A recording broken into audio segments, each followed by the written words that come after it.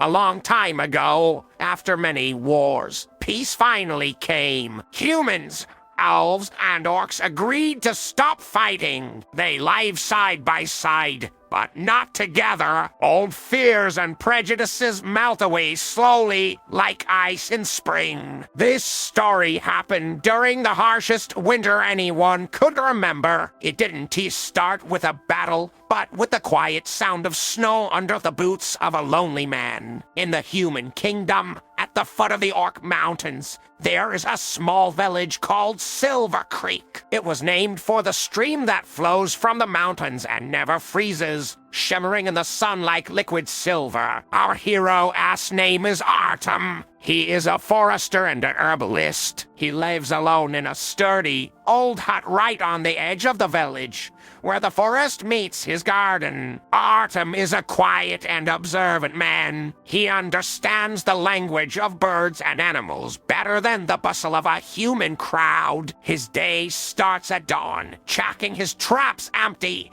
He only sets them for wolves, gathering firewood, tending to his small garden under the snow. Today, as always, he stopped by the village shop to buy salt and new thread to mend his nets. The shop smelled of leather, smoke, and dried herbs. The owner, old man Lucas, grumbled as he wrapped the purchases. Alone again. Artem, it cold today. A blizzard coming by evening. Don't get lost in your woods, the old man muttered. I want tea. Thank you, grandfather. Artem replied calmly. Outside, his neighbor, Grishka, called to him. A stout, red-faced farmer, good-hearted but stubborn as an ox. Artem heard the news. Over in the blacksmith's hollow, up in the foothills, Pashka the charcoal burner saw tracks. Big ones, the size of a good frying pan. Clear orc tracks, I tell you. Artem stopped, adjusting the sack on his shoulder. They rarely come down this low in winter. Grish could be a bear,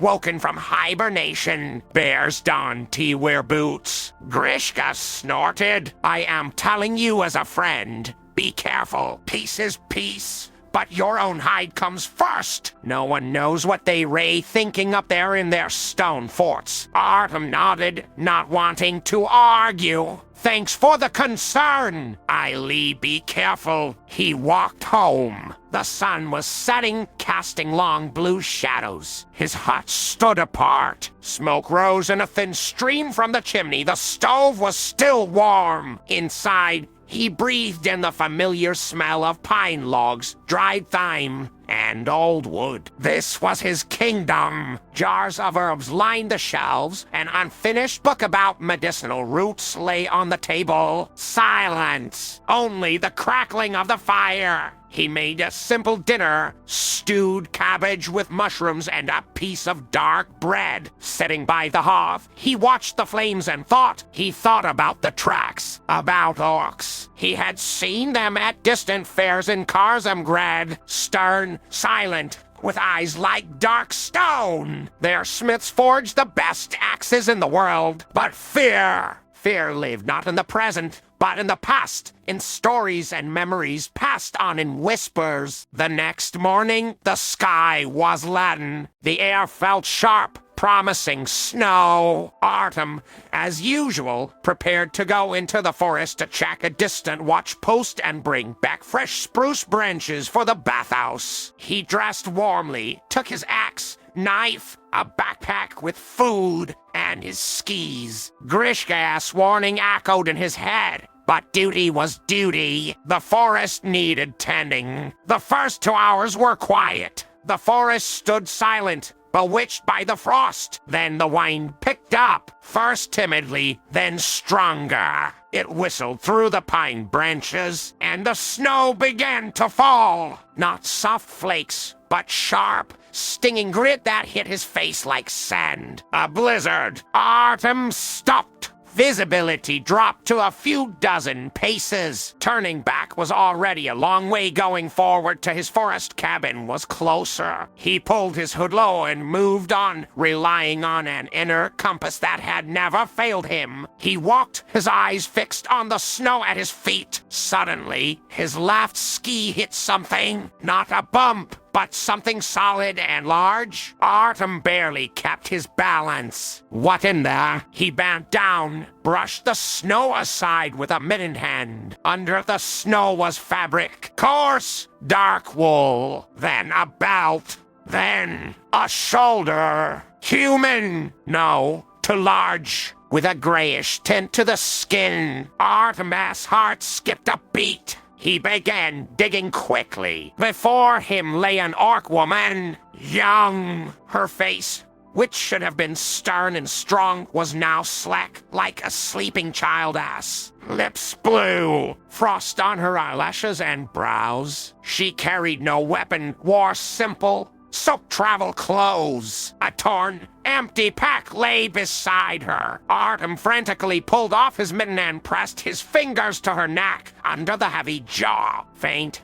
very faint, but there was a pulse. He could barely see her breath. Alive, he exhaled, and the word was swallowed by the howling wind. Thoughts raced like frightened hares. What to do? Carry her? He couldn't carry her far in this storm. Leave her? Run for help. By the time he returned with help, she would be gone. The decision came instantly, not from reason, but from something deeper. He couldn't leave a living creature to die. With strength he didn't know he had, he dragged her to a thick pine tree, propped her against the trunk. Then he took off his warm sheepskin coat. It was huge on him on her. He wrapped her in the coat like a blanket, tightened the straps from his backpack to keep it closed. His own jacket seemed thin and useless against such cold. Then he took his skis. With his strong hunting knife, he cut several flexible green willow branches. Working with freezing hands,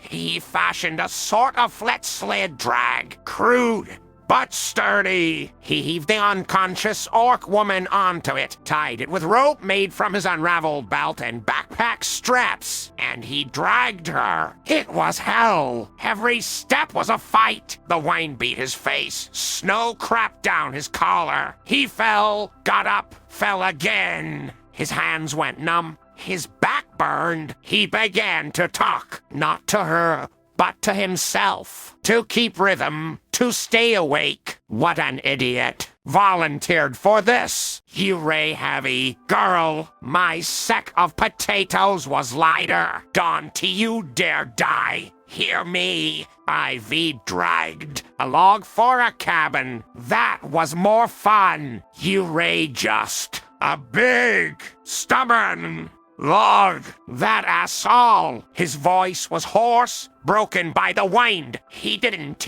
know if she was still alive. He just dragged. It felt like an eternity. But then, through the snowy veil, a familiar shape appeared, his hut. The last 20 meters were the hardest. He hauled the drag into the entryway, pushed the heavy door open with difficulty, and stumbled into the warmth. Warmth hit his face, so contrasting it made his vision swim. He caught his breath, untied the ropes, and carried the orc woman into the main room in his arms, right to the stove. He laid her on the warm floor, on spread out old sheepskins. Now he had to act fast and dress her wet clothes. No, that would be wrong. He melted more snow in a pot, poured warm, not hot, water into a wooden basin, took rough but clean cloths. First, he rubbed her face, her hands. The skin was cold as marble. Then, overcoming embarrassment,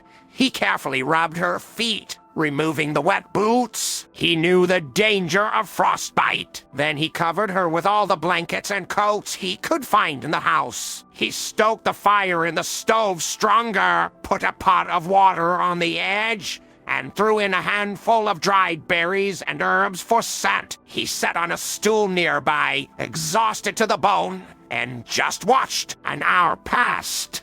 too. He was starting to lose hope, and then she took a breath, deep with a rasp. Her body shuddered. Artem jumped up. The orc woman stirred, her eyes green like forest moss, but dulled by cold and weakness opened. They darted around the room, unseeing. Then they found him, and a primal animal fear flashed in them. She tried to sit up sharply, throw off the blankets, but her body wouldn't obey. She collapsed back. Where is this? Her voice was a hoarse whisper, rolling with an unfamiliar accent. Men, you! What have you done? Artem, didn't he come closer? He raised his hands, showing they were empty. He spoke slowly and clearly. Quiet. You raised safe. You got frostbite. I found you in the forest. Brought you here. My name is Artem. She stared at him, unblinking, her chest heaving heavily. Fear slowly gave way to pain and weakness. Do you want water? He asked. She nodded,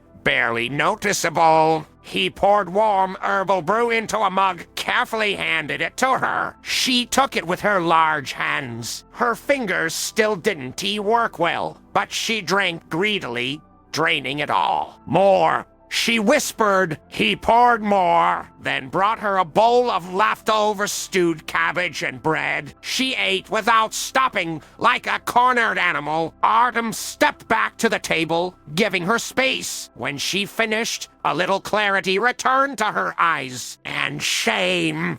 Borgha, from the Stone Song clan from the mountains. Artem, from the village Silver Creek. What were you doing alone in the forest in such weather? Borgha. At this question, her face hardened again. She looked away to the corner where the firewood crackled. I left. From my people. From the clan. Why? I don't want to talk. She cut off, and steel rang in her voice. The same kind her people forged. Artem, didn't he insist? All right. Rest. You lay safe. Night fell. Artem settled on a bench by the wall, covered with an old hide. He didn't sleep, listening to her breathing. It was even deep. She slept. Thus began their strange days together. Borgha grew stronger each day. At first, she just lay and stared at the ceiling. Then she began to help quietly, not with words,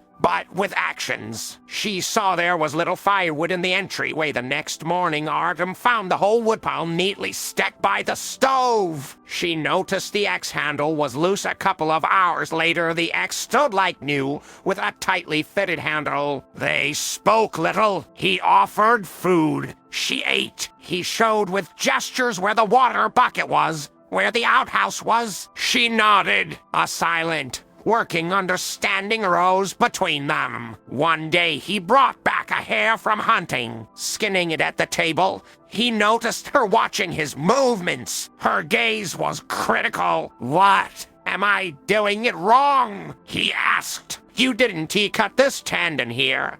She said quietly, the pelt will be harder to remove. He was surprised. You know about this. In my clan, women hunt too, and skin. Let me. He yielded his place. Her large hands, seemingly clumsy for delicate work, moved with astonishing precision and speed. In 10 minutes, the hair was broken down into perfect pieces, the pelt removed whole, without a single cut. Thank you, said Artem, impressed. She just snorted, but something like a smile touched the corner of her mouth. A week passed. They began to talk a little. Artem told her about the forest, about herbs. Borgha about the mountains, how is mined, how her ancestors forged. But about the reason for her leaving, she remained silent. And then Grishka came. He knocked roughly and immediately stepped into the entryway. Artem! You here? Need help with? He froze on the threshold. Seeing Borgha, she was sitting on a stool by the stove,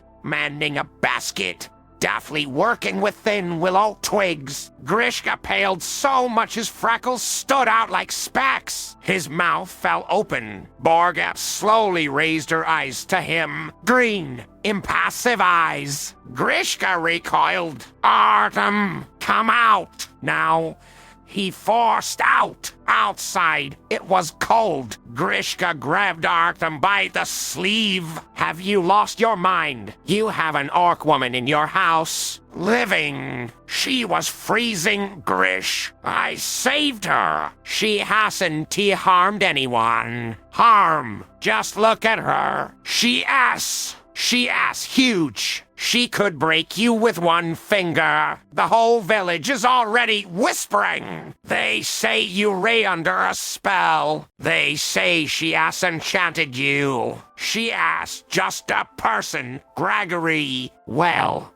an orc, but just as vulnerable as us. She ass different. They ray all different. Their strength isn't ours. Their thoughts aren't ours. And whatever can come looking for her with weapons, you'll bring trouble on the whole village. Artem sighed. Weariness and irritation were in his voice. No one wants her. She was exiled. She has no clan. Leave, Gregory, and tell everyone who asks whispering that I have a guest under my roof. And that guest will be safe. Grishka looked at him with undisguised pity and fear, spat in the snow and left without looking back. Artem returned to the hut. Borgha stood by the window. She had heard everything. Her back was straight and tense. He asked right. She said quietly, I bring you trouble. I'll leave tomorrow. At first light, Artem felt something clench inside him. Not fear, but something else. Emptiness. Where? He asked sharply. Back into a blizzard. To freeze again. Do you have a plan? I'll find my way to a human city. I'll find work. Doing what? His question hung in the air. She turned. Her eyes boiled with a mix of pain,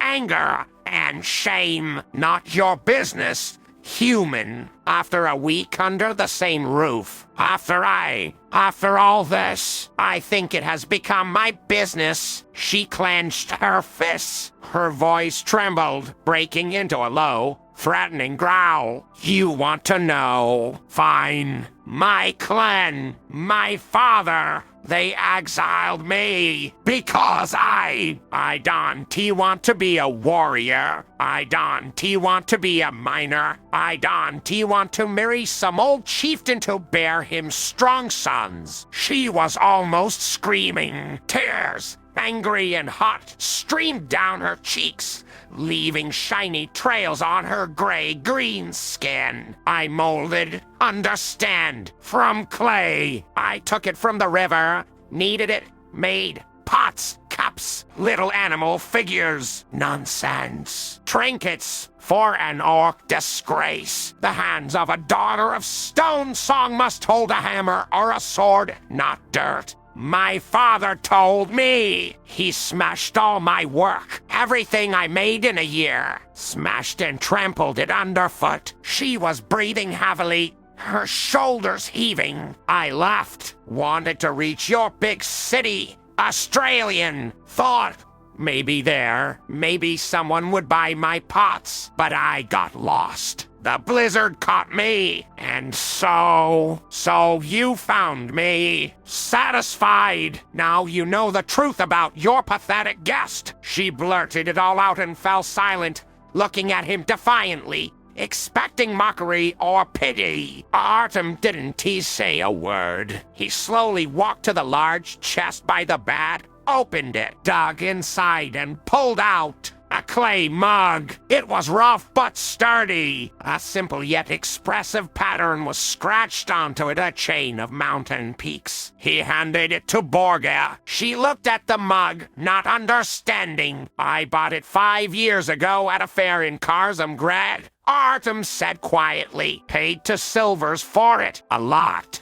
But I drink from it every day. It asks my best mug. Keeps warmth well. Fits comfortably in the hand. dozen tea break. She carefully took the mug as if it were sacred. Her fingers, the ones her father said were made for a hammer, trembled. She ran her thumb over the mountain pattern, over the rough surface. "This is fine work," she whispered. "Yes." Artem agreed. The master knew his craft. "Can you make something like this?" She raised her eyes to him. Tears welled up again, but they were different now. She nodded silently, solemnly. "Then stay," said Artem. His voice was firm. "Not forever, but until the snow melts. Help me with the chores, and I'll help you. Our village has no potter. Everyone brings pots and bowls from the city. Maybe your trinkets will be of use to someone." She looked at him,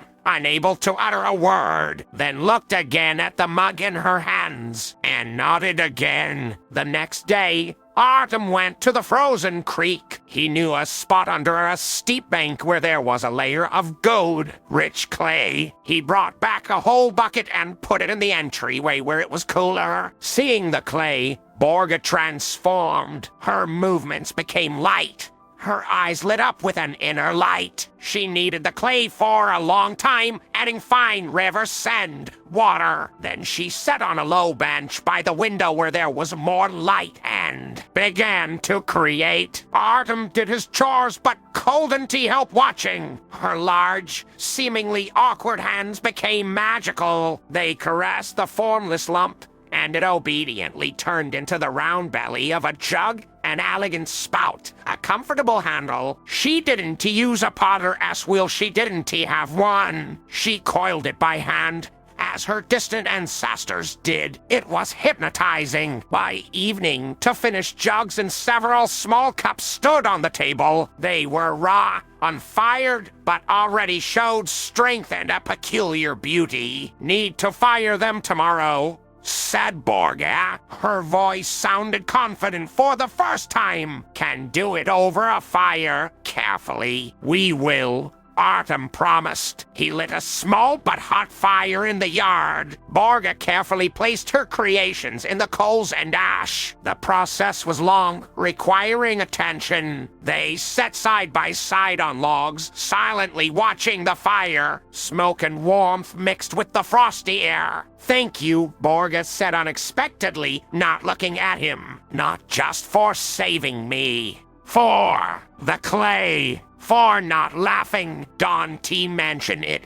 Artem replied, "Everyone should do what their soul yearns for. What's the point otherwise?" She looked at him. Sparks from the fire reflected in her green eyes. "You're a strange man, and you're a strange orc. So we're even. For the first time in a long while." She laughed, richly, resoundingly, like an orc. That laugh warmed Artem better than any fire. Days passed. A whole collection of pottery appeared in the hut. Flower pots, bowls, mugs, whistles shaped like birds. Borgha bloomed with each day. She no longer frowned. She smiled often. They talked a lot. She told him orc legends about mountain spirits. He taught her about forest herbs. In the evenings, after work, they often sat by the hearth. One day, as Borgha molded another figurine,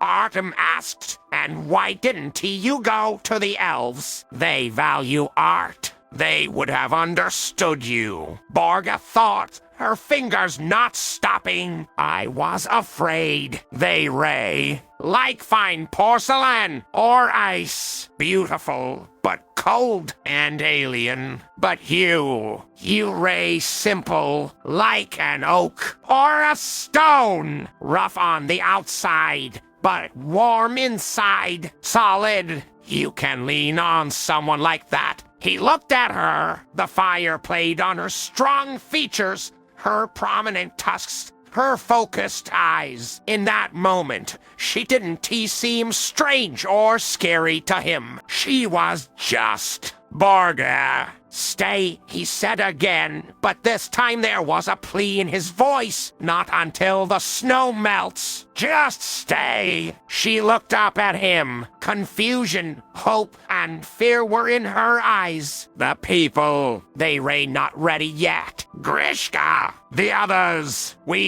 give them time. Fear melts slower than snow, but it melts. He reached his hand across the table, cluttered with tools and clay. He paused, hesitating. Then she herself placed her large, clay-stained hand on top of his palm. Her hand was warm, strong, and surprisingly gentle. They sat like that, not moving, listening to the firewood crackle in the hearth. Spring came. The snow melted, revealing black, wet earth. Buds swelled on the trees. The village of Silver Creek held its first spring fair. People brought their winter crafts to sell, to buy seeds, dishes, to socialize after the long winter. Artem and Borgha brought Borgha-esque creations on a small cart. She sat on the bench, wrapped in a shawl, trying not to attract attention. They laid out the goods on a simple wooden table. At first, people gave them a wide berth, casting frightened or curious glances at Borgha-esque large figure. But the goods were good, sturdy, well-made, with a simple but pleasing pattern. The first buyer approached a young woman with a child. Oh, what a cute little pot. Just right for seedlings. Is it strong? She asked Artem. Very. Drop it at one tea break. Tested. Artem smiled. The woman bought the pot. Then an old man came. Looked at a mug. Bought it. Then more and more. People gradually stopped being afraid. They saw not a scary orc warrior, but a modest craftswoman who sat with downcast eyes, molding a little whistle right at the fair for a village boy. The boy watched her hands, mesmerized. Borgha finished, blew a clear. Ringing sound came out. She handed the whistle to the boy. He took it without fear and whistled joyfully. And then Grishka approached. He came silently, frowning, looked over the table, picked up a heavy, well-made mug, turned it, tapped it with his nail, put it back. Then he saw a figurine of a bear, rough but full of strength and dignity. He picked it up, looked at it for a long time. Strongly made. He finally grunted. Yes, the master tried hard, said Artem. Grishka looked at Borgha. She met his gaze, not with defiance, but calmly. He nodded, almost imperceptibly, took a copper coin from his pocket and placed it on the table. Here for the new master. Hope they stay healthy, he said to Artem, and, without another look, walked away. It was more than a sale. It was acceptance. On the way back, Borgha was silent. Then she said, he bought the bear. Yes. Artem replied, thank you. She whispered. The sun was setting as they returned home. But home was now not just Artem-ass hut. Next to it, under a tall pine, stood a new, small but sturdy building Borgha-esque workshop, with a wide window for light and its own little kiln for firing. They had built it together as soon as the snow melted. They stopped before it. The air smelled of thawed earth and pine. Borgha looked at the workshop, then at Artem. The snow has melted,